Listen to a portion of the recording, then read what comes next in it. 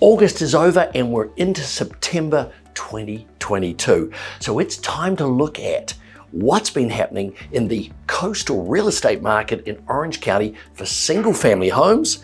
And that's in those three coastal cities that we're always tracking: Newport Coast, Corona Del Mar, and Newport Beach. So we can see what the trends are telling us is going to happen in the remainder of 2022. Hi, I'm Kiwi the Coast, your luxury real estate specialist, helping you maximize and sell the value of your coastal home. Ready for the latest data? Let's jump in. So the first thing we want to look at is the number of new single family home listings that are coming to the market in those three coastal towns. So last month, July, 78. What about August? 52. So that's a real pullback, and that's a little bit of an indication on the changes that are occurring in the market, maybe because those interest rates going up a little bit. If you compare it to a year ago, August 2021, it was 80. So about a 40% pullback in the number of new listings coming to that coastal market. Before we look at the number of closings that occurred in those three coastal towns for the month of August, let's take a look at the number of homes that actually went under contract or pending. And that means contract signed or the contingencies removed, but they haven't closed just yet in those three coastal cities. July, if you recall, it was 42. What happened in August? Was it up or down? It went up to 59. Now, what does this mean? Well, it means that buyers are still out there looking for a home.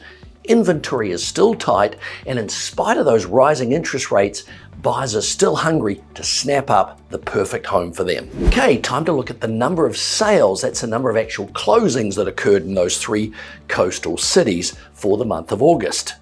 July, if you recall, was 51. Did it go up or down in August? Guess what? It went up to 61 closings. How did that compare to August 2021? Well, it was 77. So we've seen a little bit of a drop off in the number of closings from a year ago. So what about days on market? Well, in July, if you recall, it was 25 days on the market. And by days on market, it's the length of time from when a home goes on the market to when it's under contract. August, well, it went up to 29 days. So homes are lasting just a tad longer. What about a year ago? August 2021, it was 32. So only 3 days difference. Still means that homes are moving relatively quickly and not much change from a year ago. Now, what about the active listings that are on the market? If you look at our chart, you can see that that was starting to rise in June and July of this year. July, if you recall, 278. So what was it for August? Well, it dropped to 250 homes. Now, that's the number of homes that the buyer pool out there has the opportunity to buy in those three coastal towns, single family, if you recall. What was it a year ago? Let's check the numbers. 241 a year ago in August. So still about the same inventory for when the market was hot. Again, this is an inventory-driven market. In spite of interest rates, the buyers are still buying and people are still putting their homes on the market somewhat reservedly. So what about that average list price, the average price of a home that's in that 250 home buyer pool? Last month, it was around 4.6 million. It's jumped up just a tad to a little over 4.7.